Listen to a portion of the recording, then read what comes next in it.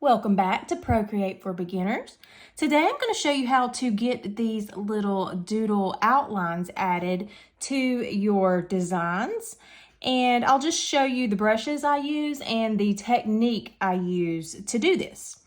Okay, when you download the Happy Doodles brush set, you get these first 5 brushes here. And the one I use for the outlines is called Sketchy Outlines. And you'll see if you select it, and I like to put it at around 10%, but you can do whatever you want there. If you zoom in, you'll see if you just press down with this pencil, it's going to just draw a solid line. This is a pressure sensitive brush, so the lighter you hold the pencil on the screen, the lighter and scratchier this brush is going to draw. And then the heavier you push down, it's going to draw darker.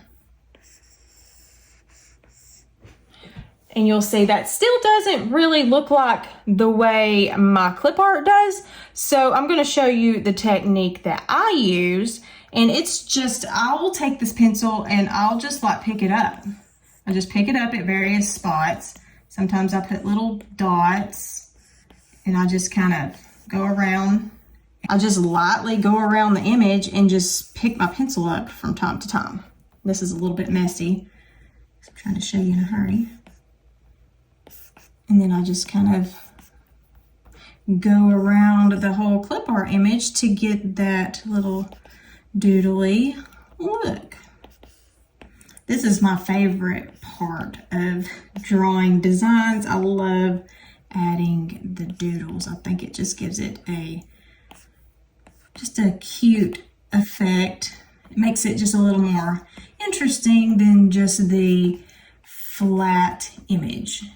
And then I just go around, and you can zoom in if you want to be real precise, or you can be messy. It doesn't really matter. These look good pretty much any way you do it. And then you can go in, and I like to add details with this brush because it's pressure sensitive. I think it looks better than just like a solid brush would. And then you can add little details to flowers.